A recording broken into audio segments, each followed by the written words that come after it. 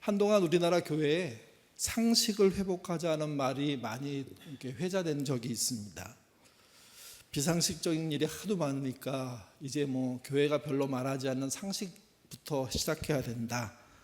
아마 이건 기초도 없다, 기본도 없다, 이런 말에서 시작한 것 같습니다. 상식을 회복하자는 말을 들었을 때 그냥 바로 생각난 그 단어가 하나 있었습니다. 기적이 상식이 되는 교회.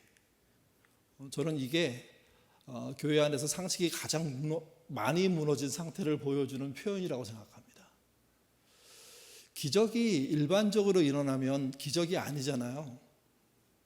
근데 그 기적이 일반적으로 막 수시로 아무 때나 막 일어나기를 기대하는 모습이 교인들의 마음처럼 비치는 글이라는 거죠. 기적이 상식이 되는 교회. 그러니까 기적은 늘 일어난다. 기적에 기적이 더해진다. 기적의 그 연속성이 교회의 힘이다. 이런 주장이긴 한데 이게 정상인지 한번 생각해 보셔야 됩니다.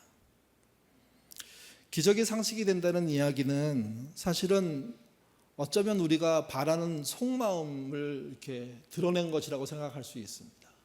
근데 그것은 또 반대로 생각하면 어지간히 오염된 모습이라고 생각합니다. 오염의 정도가 조금이 아니라 굉장히 너무 많이 돼서 하지 말아야 될 말을 해버리는 경우, 생각하지 않아야 될 선을 넘어버린 경우, 도대체 교회다운 모습이 아닌 것을 그냥 내뱉는 경우, 저는 그렇게 느껴졌습니다. 그러니까 이런 정도가 되니까 상식을 회복하는 교회가 되어야 됩니다 하는 얘기가 등장한 거죠.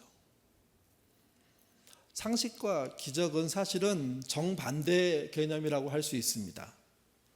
또 하나, 상식이 상실된 사회 속에서 기적을 바라는 것은 어쩌면 당연하다고 생각하죠. 할 수 있습니다. 근데 여러분, 기적은요, 위험합니다. 왜 그러냐 하면 하나님의 기적을 1년 내내 체험했던 이스라엘이 하나님을 배반하거든요.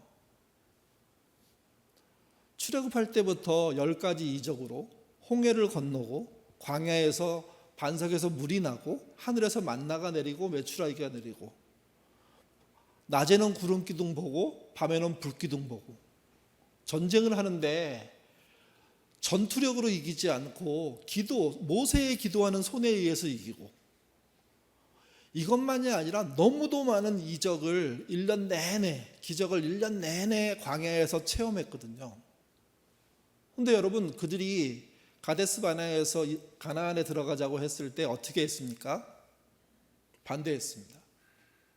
하나님은 들어가야 한다고 생각했고 그렇게 밀고 가시는 건데, 모세는 그것을 위해서 끊임없이 자기의 생명을 걸고 애썼는데 이스라엘 사람들은 거기를 왜 들어가냐 그러면서 안 들어가려고 한 제안이 뭐냐면 정탐꾼을 한번 보내보자. 각 그 지파의 대표자 한 명씩 12명을 가나안 정탐을 시키게 하고 40일 동안 돌아보고 온 가나안에 대한 보고를 모든 회중 앞에서 하게 되고 결국 못 들어가게 되죠. 기적이라는 게 굉장히 유익할 것 같지만 그게 남발되면 결국은 그 기적을 체험한 자들은 망한다는 이야기를 출애굽기가 해주고 있는 겁니다. 그래서 기적은 정말 필요할 때 하나님의 역사함으로 나타나야 하는 것이고, 하나님이 주셔야만 가능한 것이고, 우리가 기대한다고 하더라도 그것이 이루어지지 않는다고 하더라도 그럴 수 있다고 인정할 수밖에 없는 그 자리에 있어야지 기적이지, 그렇지 않고 수시로 이루어지는 거라면 그건 기적이긴 하지만 결국 그 기적 때문에 그 기적을 누린 사람들이 망하는 거죠. 그래서 위험합니다. 조심해야 됩니다. 기적의 남발은 상식이 무너지는 것을 말하고, 상식이 무너지는 것은 하나님의 일반 계시, 하나님이 만든 세상이 무너진 것과 똑같기 때문입니다. 그러면 기적을 구하지 말아야 할까요? 그렇지는 않습니다. 자기 삶 속에 진짜 역경 속에 있을 때 하나님의 도우심을 구하는 것은 신자가, 사람이 할 수 있는 당연한 일입니다. 그러나 기적의 남용은 문제라는 거죠. 이사야서는 이스라엘이 망한다는 예언이 들려있는 책입니다. 이스라엘은 아마 하기 싫었을 겁니다. 그러나 하나님은 그 예언을 이사야의 입에 넣어주셨습니다. 망한다는 이야기 속에 끊임없이 반복되는 이야기가 있습니다. 하나님은 너희를 사랑한다. 그래서 망하게 한다. 그러니 정신 차리고 돌아와라. 사랑 담은 표현들을 끊임없이 하는 겁니다. 이 망함의 메시지 속에 있는 희망이 무엇이냐? 그게 이사야서 6장 12절에서 13절에 나옵니다. 같이 읽겠습니다. 여호와께서 사람들을 멀리 옮기셔서 이 땅 가운데 황폐한 곳을 만들 때까지라. 그 중에 10분의 1이 아직 남아 있을지라도 이것도 황폐하게 될 것이나 밤나무와 상수리나무가 뱀을 당하여도 그 그루터기가 남아 있는 것 같이 거룩한 씨가 이 땅에 그루터기니라. 하나님이 심판을 진행하시면서 이스라엘 땅 자체가 그렇게 옥토가 아님에도 불구하고 더 옥토가 아닌 상태로 만드는 황폐함을 진행하시겠다는 겁니다. 그 황폐함의 어떤 범위가 어느 정도까지 진행이 됐냐면 그 본문에선 13절에 보면 10분의 1 남을 때까지입니다. 물론 그 이상 10분의 1마저도 다 황폐하게 되는 게 하나님의 심판이죠. 근데 그 황폐한 자리에 남겨두시겠다는 게 있습니다. 그게 구루터기입니다. 그것을 그 본문은 거룩한 씨라고 얘기했습니다. 이 말은 이사야의 주장이 아닙니다. 하나님의 말씀 곧 예언입니다. 이스라엘이 황폐하고 텅 빌지라도 집도 텅 비고 그리고 성도 텅 비고 삶도 텅 비어서 아무도 존재하지 않는다고 하더라도 그곳에 하나님이 구루터기를 남겨놓으시겠다는 거죠. 그리고 그 구루터기는 거룩한 씨앗인데 거기로부터 다시 싹이 나고 자라기 시작한다는 약속을 해주는 겁니다. 참 특이합니다. 심판을 예언하시면서 동시에 희망, 소망을 예언해 주시는 겁니다. 그래서 그분이 하나님인 겁니다. 일반 잡신들은 무조건 희망입니다. 무조건 소망입니다. 대가에 대한 이야기 하지 않습니다. 책임에 대한 이야기 하지 않습니다. 자기 분량에 대한 얘기를 하지 않습니다. 그거는 슬쩍 눈 감아주고 없애주고 무조건 잘 될 거다, 안전하다. 그거는 하나님이 아닙니다. 요즘 교회까지도 무조건 용서하고 무조건 넘어가고 무조건 하나님이 채워주고 그래서 희망이 있다고 얘기하는 식으로 가고 있는데 그건 이사야 말에 따르면 그들이 말하는 그 하나님은 하나님이 아니라는 거죠. 이게 책임과 희망이 같이 존재합니다. 심판과 그 다음에 희망이 따라옵니다.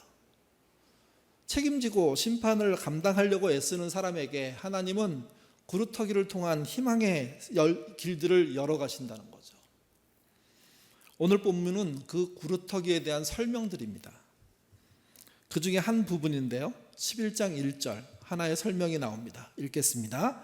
이새의 줄기에서 한 싹이 나며 그 뿌리에서 한 가지가 나서 결실할 것이요. 이새란 다윗의 아버지를 말합니다. 이새의 줄기란 나무가 모두 잘려나간 마지막 줄기, 구루터기를 말합니다.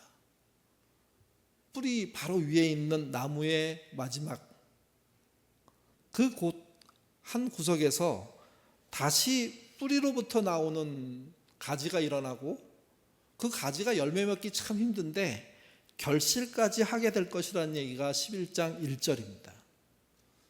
구루터기로 잘려나가는 심판이 있고 난 다음에 하나님이 그 안에 다시 거룩한 씨를 품으셔서 가지가 자라게 하고 열매를 맺게 하시겠다는 게 약속이라는 거죠.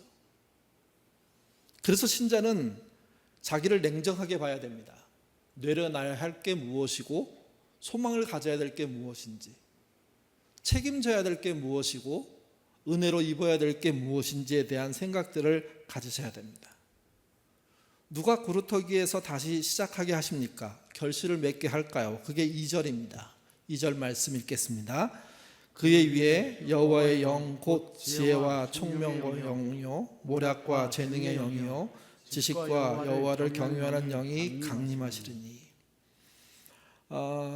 구루터기라는 그 새로운 희망의 어떤 가능성, 거룩한 씨앗을 책임진 분이 누구냐? 여호와의 영, 성령이라고 얘기하고 있습니다. 여호와의 영이란 얘기는요, 하나님의 호흡이란 얘기입니다. 하나님의 숨결이란 이야기입니다. 그리고 이것이 신약에 넘어오면서 성령으로 표현되죠. 그 성령은 지혜, 총명, 모략, 재능, 지식의 영입니다. 그리고 하나님을 경외하는 영입니다. 모든 지혜와 모든 총명과 모든 모략과 모든 재능과 모든 지식이 하나님을 섬기도록 해내는 존재, 그분이 성령이라는 겁니다.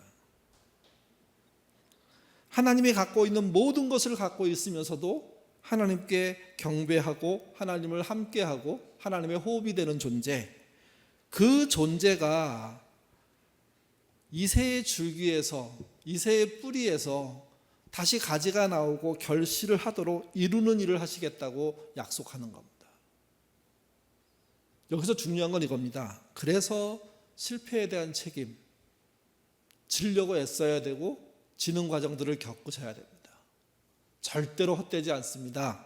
세상에는 헛되고 돌아가는 길이고 망하는 길이지만 하나님 앞에서는 과정이고 그 결과를 위해서 의로운 열매가 맺히는 그런 기회로 전환될 것입니다. 이스라엘에게 그렇게 말하고 있는 겁니다. 너희의 죄는 망할 수밖에 없는 거다. 근데 망하게 두지 않을 거다. 다시 살아나게 할 거다. 책임지는 거 고통스러운 일이다. 근데 잊지 마라. 끝까지 애쓰고 끝까지 책임지려고 수고하는 자에게 하나님의 은혜가 있고 다시 결실하는 은혜가 있을 거라는 거죠. 그렇다면 성령은 실제 어떻게 일을 합니까? 첫 번째가요, 사람의 예상, 기대와 다르게 일합니다. 3절부터 5절의 말씀입니다. 제가 읽으면서 짧게 설명을 해보죠. 3절에 그가라는 그는요, 성령을 말합니다. 여호와를 경외함으로 즐거움을 삼을 것이며, 사람의 기대와 예측에 따라 성령은 움직이지 않습니다. 그분을 두려워하고 그분 앞에 사는 것만이 자기 삶의 즐거움을 아는 자에게 함께하는 분이라는 뜻입니다.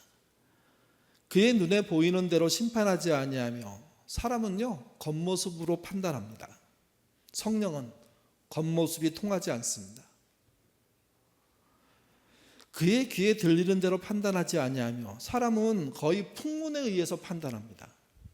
성령은요 풍문에 의한 판단을 하지 않는 분입니다. 그렇다면 성령은 뭐로 판단할까요? 4절입니다. 공의로 가난한 자를 심판하며 가난한 이들을 위해 겉모습과 풍문이 아닌 정의로 판단하신답니다. 이때 정의는 다른 단어로 바꿀 수 있습니다. 성실로 판단하신답니다. 그러니까 정의로움을 이룬다는 것은 정치적인 행동 같고 의로운 행동으로만 생각하는데, 그 정의로운 행동은요 사실은 성실입니다. 성실한 자로 누굴 달아보시느냐? 가난한 자를 보신다는 거죠. 가난한 자도 어영부영 살면 심판받습니다. 가난한 자도 악하게 살면 심판받습니다. 이걸 오해하는 분들이 너무 많습니다. 가난한 사람은 아무렇게나 살아도 된다고 생각하는 거 아닙니다. 가난한 자도 정직하고 성실하게 사는 것을 모토로 해야 됩니다. 그런 성실과 정직이 있는 자에게 하나님의 보살피는 은혜가 함께하게 되는 거죠. 정직으로 세상에 겸손한 자를 판단할 것이며, 이때 정직은 성실이라고 말씀드렸습니다. 성실은요 매일 성실하게 사는 것을 말합니다. 하나님은 그걸 눈여겨보신다는 거죠. 그의 입에 막대기로 세상을 치며 그의 입술의 기운으로 악인을 죽일 것이며, 세상의 문법은 성공하는 자, 출세하는 자, 자기만을 위해서 사는 자를 의인처럼 얘기합니다. 성공하는 사람이라고 얘기합니다. 근데 성경은, 하나님은 악인이라고 얘기합니다. 그는 성령의 공격, 심판을 받고 망하게 돼 있습니다. 그러니까 세상의 문법의 성공, 세상의 박수에 따른 출세, 세상에서 사는 사람들이 일반적으로 갖고 있는 자기만을 위한 삶을 가지고 살면 악인이며, 그 악인이 심판받는 겁니다. 5절에 공의로 그의 허리의 띠를 삼으며 성실로 그의 몸의 띠를 삼으리라. 메시지는 이렇게 번역했습니다. 메시지 번역은 의역이 아주 심한데요, 그럼에도 불구하고 가끔씩 읽어보면 도움이 됩니다. 이 말씀을 이렇게 얘기한 겁니다. 매일 아침 그는 튼튼한 작업복과 신발을 갖추고 나와 이 땅에 의와 신실함을 세우는 일을 할 것이다. 뭐 줄이면 앞에서 얘기한 성실한 삶, 착실한 삶, 자기의 땀을 흘려서 수고를 통한 열매를 맺는 삶, 그걸 사는 사람이 공의를 그의 허리에 띠고 성실로 그의 몸을 감은 사람이라는 거죠. 성령이 그런 존재인 것처럼 그 신자도 그런 존재라는 이야기를 하고 있습니다. 정리하면 이렇습니다. 하나님의 영은요, 사람의 예측, 심지어 신자들의 예측에서 벗어나십니다. 그 예측에 동조하는 분은 하나님이 아닙니다. 그 예측에 벗어난 일을 성실하게 하시는 분이 성령이십니다. 두 번째는 사람은 겉모습, 풍문으로 판단하지만 성령은요, 정직한 개인과 공의로운 재판을 이루는 사회를 보시고 판단하십니다. 개인만을 위한 삶이 아니라는 겁니다. 세 번째는 사람들은 세상에서의 성공과 출세와 자기 만족적인 평가를 기준으로 살지만 성령은요, 그들을 악인이라고 하십니다.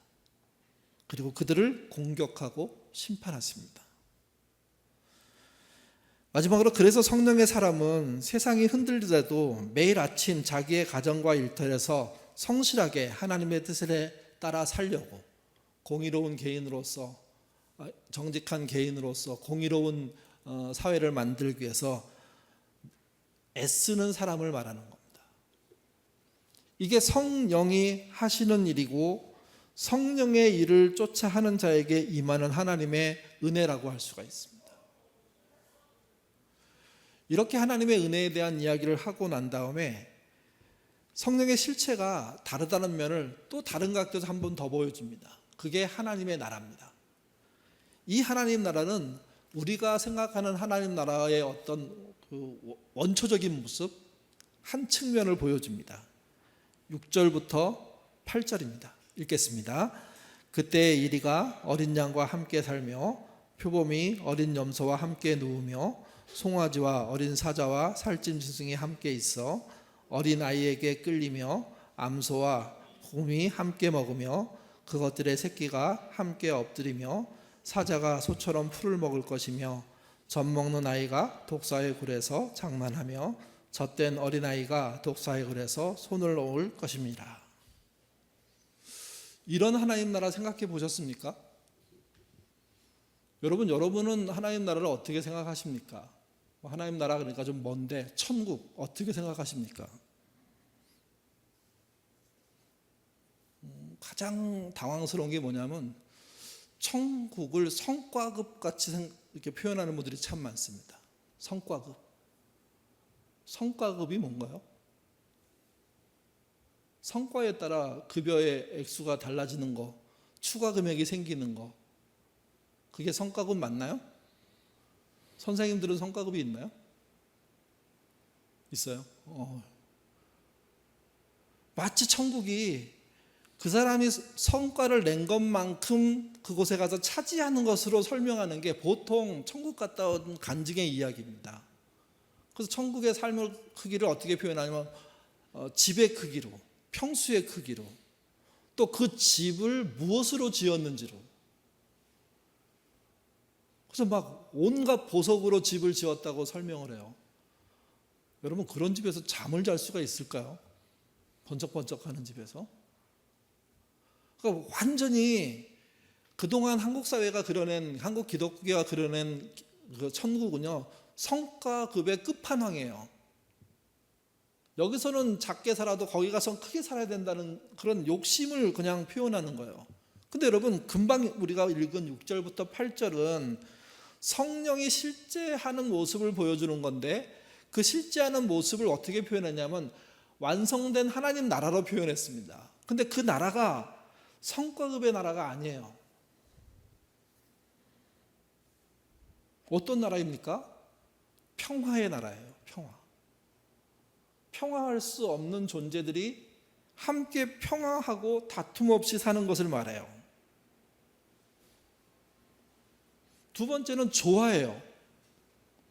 이리와 어린 양이, 표범과 어린 염소가, 송아지와 어린 사자가, 살찜 짐승이, 또 짐승이 어린아이와 암소와 곰이 함께, 암소와 곰의 새끼가 함께, 사자가 소처럼 풀을 뜯으며, 이렇게 표현되고 있어요. 조화라는 것을 가능치 않았는데 그것이 완전히 무너지고 조화로 이루어지는 세상이 하나님 나라라는 거예요. 성령이 그 나라를 만드시겠다는 거예요. 이 장면의 절정은 이거예요. 젖 먹는 어린아이가 독사의 굴에 손을 넣고 장난을 쳐도, 젖된 어린아이가 독사의 굴에 손을 넣고 장난을 쳐도 아무 탈이 없다는 겁니다. 그냥 가까이만 가도 물 독사가, 분별력이 없는 어린아이가 손을 집어넣어도, 이제 막 사람으로서 직립한 어린아이가 손을 넣어도 그 어린아이의 손을 물지 않고 그냥 받아들이는, 그냥 수용하는 그 조화를 말하는 거예요. 또 하나, 그래서 이 나라는요, 그동안 당연했던 게 다 무너지는 나라입니다. 사자는 당연히 연약한 짐승을 잡아먹죠. 이리는 어린 양을 가만히 두지 않아요. 근데 이 당연하게 생각했던 약육강식의 이 체계가 그 나라에서는, 성령이 지배하는 나라에서는 완전히 무너져 버리는 거예요. 서로가 서로를 보호하고 함께하고 서로가 서로를 지켜내요. 결국 그 나라는 다시 한번 반복되는 말로 표현하면 모든 피조물이 자유롭고 평화로운 나라예요. 하나님은 그 나라를 지향하시는 겁니다. 그 나라를 완성하실 것입니다. 그 나라를 향해서 가십니다. 그렇기 때문에 지금 당장 심판받고 지금 당장 정리해야 되는 이 고통, 깎아내야 되는 이 고통 줄이고, 또는 새로 정리하고, 또는 버릴 건 버리고, 그래서 다시 만드는 이 작업을 아까워하지 말아야 된다는 겁니다. 기꺼이 받아들이고 나의 연약함을 내려놓기 시작한다면 그분에게 다툼이 없는 평화가 일어나기 시작하며 조화롭지 않은 게 조화롭게 되는 역사가 나타나고, 당연한 것들이 무너지고 당연치 않은 이상적인 좋은 것들이 한자리에 모여서 정말 자유롭고 평화를 이루는, 사람만이 아니라 피조세계 모두가 평화가 이루는 그런 곳이 된다는 거죠. 이 나라는 그래서 성과급이 아닙니다. 하나님의 은혜의 결론이고, 그곳에 들어간 모든 사람은 압니다. 내 실력으로 들어갈 수 있는 곳이 아니라는 것을.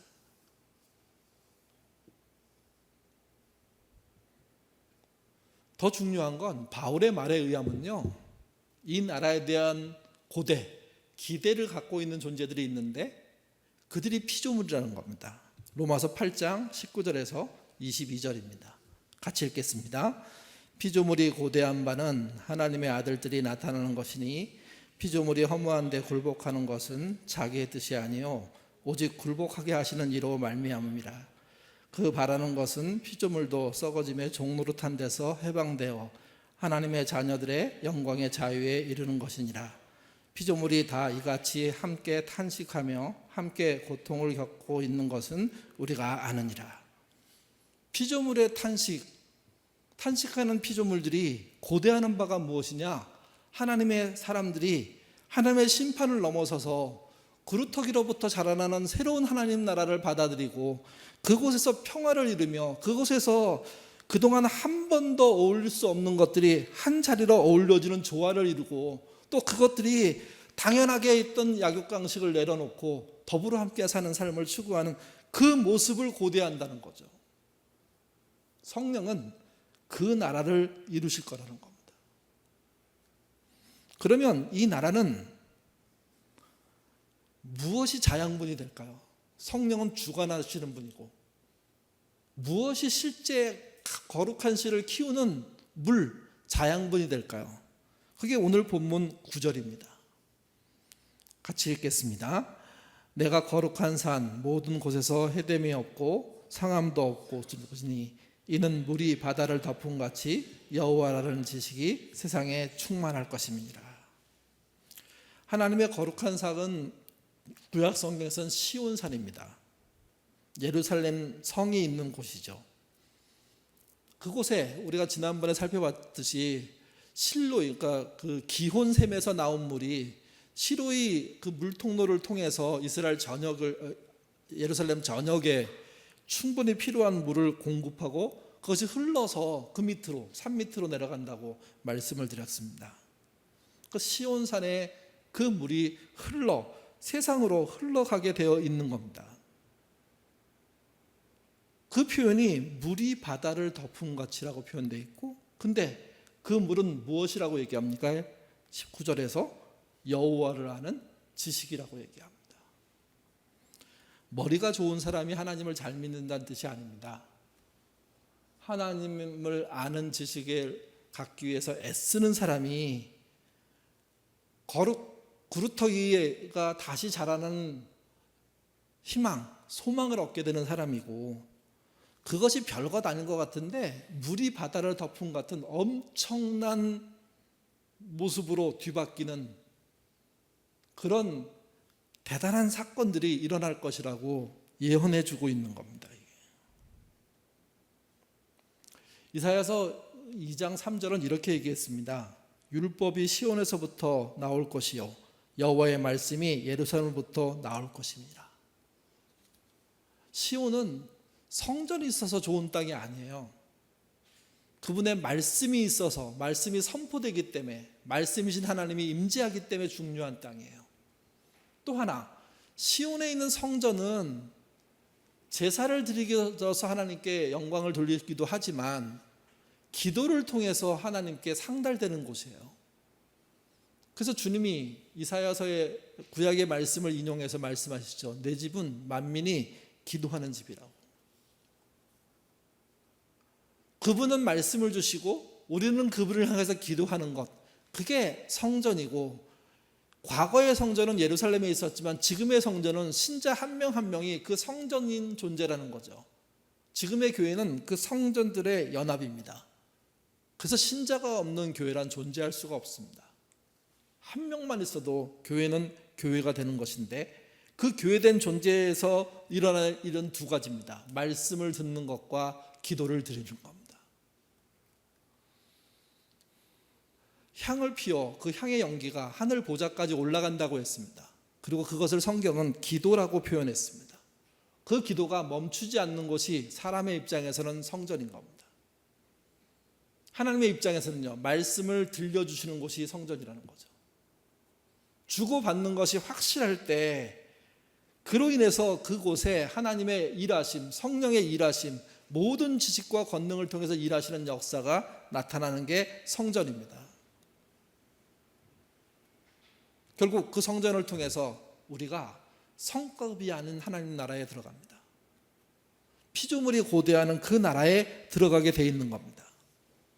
우리는 날마다 성실하게 정직한 개인으로서 살려고 애쓰고, 또 공의로운 사회가 되도록 불의한 재판에 대해서 눈을 부릅뜨고 의견을 얘기하고 그 불의한 재판이 못 벌어지도록 막는 삶 살아야 되는 겁니다. 문제는 그렇게 해야 될 기독교가 그런 역할로부터 떠나 있다는 겁니다. 석가모니는 불교의 창시자죠. 그의 여러 가지 사상이 있지만 대표 사상을 무아 사상이라고 한답니다. 나를 잊는 삶, 나의 욕심을 잊고 나의 성공을 잊는 삶, 자신을 없게 만드는 삶, 이런 삶의 추구가 석가모니의 추구라는 거죠. 그걸 극단적으로 보여주는 예가 화장하는 겁니다. 죽고 난 다음에 불로 태우는 거. 여러분, 지금부터 한 30년 전만 올라가도 기독교인들은 화장하지 않았습니다. 화장하면 큰일 난다고 생각했습니다. 왜요? 그분이 오실 때 우리의 몸으로 들림받는다고 믿었으니까. 그래서 최대한 내 몸을 훼손하지 않고 땅에 묻어놓는 거, 흙으로 돌아가더라도 그 몸 그대로 묻어놓는 것, 이게 믿음이라고 생각했습니다. 근데 나라의 땅이 좁고 묘지 쓸 데는 없고 묘지의 가격은 비싸지면서 화장이란 방식을 택한 거죠. 근데 이 화장은 원래 불교에서 하던 겁니다. 자기 몸을 불살라서 자기 존재 자체를 남기지 않는 그 태도, 석가모니의 무하라는 그 사상의 완성된 모습이 화장이라고들 하더라고요. 석가모니가 죽었습니다. 나무를 얹어놓고 시신을 얹어놓고 불에 태웁니다. 그리고 재만 남죠. 요즘은 뭐 우리가 죽으면 화로에 들어가서 불에 태워지고 그러면 아주 남는 뼈 좀만 남고 남는 게 없을 정도로, 또 몸에 있는 금속만 남는 상태로 딱 정리가 되거든요. 근데 인도에서 석가모니가 죽었을 때는 그러지 않았습니다. 나무의 재에 타다 남은 재, 거기에 뼈가 섞여 있는 상태가 되는 거죠. 석가모니 제자들이 화장이 끝나자마자 한 일이 있답니다. 그 뜨거운 마지막 남은 유골, 그것을 젓가락으로 뒤졌답니다. 뭘 찾았을까요? 사리를 찾았답니다. 석가모니의 사리가 뭐 36개 이상이다부터 뭐 12만 몇 개다 이런 얘기까지 별 얘기가 다 있더라고요. 우리나라에도 석가모니 사리가 들어와서 있는 절이 있다고 얘기하잖아요. 그 정도니까 꽤 많은 사리가 나왔다 이렇게 추정됩니다. 근데 불교를 연구하는 사람들 중에 이 장면이 불교의 가장 큰 실패라고 얘기합니다. 스승은 아무것도 남기지 않으려고 했는데 제자들은요, 사리를 찾아서 그걸 숭배하려고 하고 있다는 이 모양이 불교가 불교되지 못하는 이유라고 얘기합니다. 아무것도 갖지 않겠다고 얘기해놓고 결국은 무언가를 소유하고 기념하고 기억하려고 하는 이 태도가 그들의 스승을 닮지 않았다는 이야기라는 거죠. 여러분, 기독교는 안 그럴까요? 하나님이 말씀하신 정의와 교회가 말하는 정의가 많이 다르지 않나요? 하나님이 말씀하신 선과 교회가 말하는 선이 많이 달라지지 않았습니까? 심지어 정의롭지도 않고 공의롭지 않아도 예배드리고 헌금하고 교회 봉사하면 하나님의 큰 은혜를 받는다는 것이 교회의 선포인 경우도 허다합니다. 정의롭지 못한 무례한 기독교인들이라고 말하는 이유가 거기서 나오는 겁니다. 교회를 다니면 시끄럽기만 하다, 그들과 함께 있으면 유익이 없다, 이런 얘기가 수없이 쏟아 나오는데 그것은 주님이 말씀하신 공평과 정의로운 삶, 정의로운 개인과 공의로운 사회를 만드는 삶의 태도, 이건 없는 상태에서 성과급 기독교만 남아있는 겁니다. 현실 기독교 속에서 세상에서의 성공은요, 마치 신앙의 성공인 것처럼 비춰지고 있습니다. 신앙의 성공을 거둔 사람들이 회개할까요? 심판을 받아들일 수 있을까요? 이사야의 이야기로 비교해 보면 그들은 자기 성과급에 취해서 하나님의 심판 같은 건 거들떠보지도 않다가 결국 망하는 겁니다. 구루터기로 남지 않습니다. 구루터기 위에 잘려나간 나무로 존재하게 되는 거죠. 그들에겐 희망이 없다는 겁니다. 그들에겐 다시 시작이 없다는 겁니다. 그러나 자신의 인생과 삶을, 믿음을 성과급으로 생각하지 않고 자기의 연약함과 잘못을 제대로 직시하면서 성실하게 살려고 노력했지만 실패한 모습 앞에 하나님의 말씀을 붙잡고 다시 일어설 수 있다는 믿음을 갖는 그들에게 주어지는 것이 구루터기라는 거죠. 그 구루터기로부터 거룩한 씨앗의 열매들이 맺히기 시작한다는 겁니다. 그래서 이렇게 사셔야 됩니다. 매일 내가 산 삶을요, 잘라내셔야 됩니다. 그리고 남겨진 구루터기로부터 다시 시작하셔야 됩니다.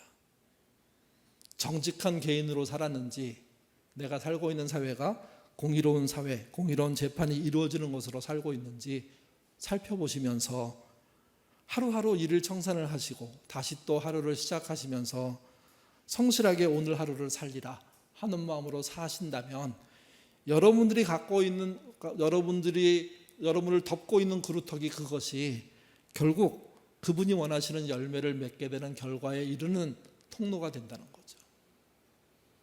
사람이 이룬 성과로는 하나님 나라에 들어갈 수 없습니다. 그 성과를 내다버리고 그분 앞에 나라는 존재를 제대로 직시하려고 노력하고 다시 하루를 시작하는 그 사람에게만 제대로 된 성과가 존재하는 겁니다. 기도도 그렇습니다. 엄청난 기적을 기대하면서 기도하기보다는 성실하게 주의 자녀로서 살기 위한 기도를 날마다 해가시면 우리가 기대한 기적보다 더 큰 기적이, 우리가 천국에 들어가는 그 기적이 이루어지게 되는 겁니다.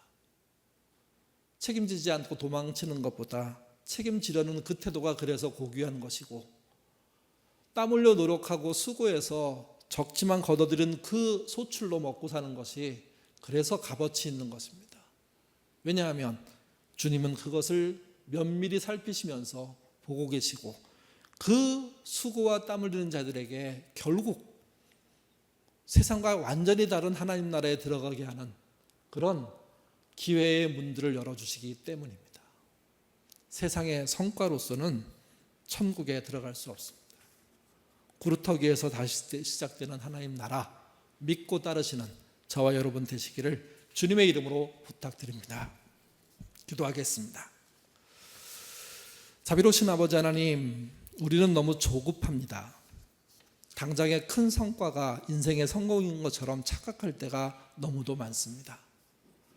긴 인생 살아갈 때 그 긴 과정을 꾸준히 반복적으로 성실하게 살려는 노력이, 믿음으로 살려는 수고가, 정직으로 살려는 그런 애씀이, 공의로운 사회를 만들려고 한 넓은 시야가 우리를 살린다는 사실 놓치지 않도록 하나님 인도하여 주옵소서. 기도하는 분들에게도 동일한 그런 말씀의 울림을 주십시오.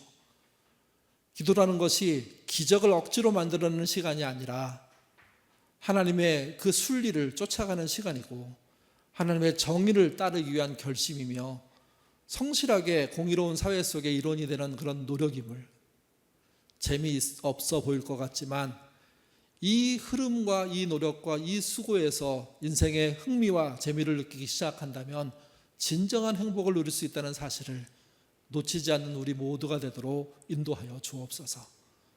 기도 성실하고 열심히 하기를 원합니다. 정직하고 최선을 다해서 하기를 원합니다. 나보다 나를 더 잘 아시는 그분께 나의 형편을 내가 이해한 만큼 진정한 마음으로 구할 때 그 부족한 부분들을 하나님이 채우실 겁니다.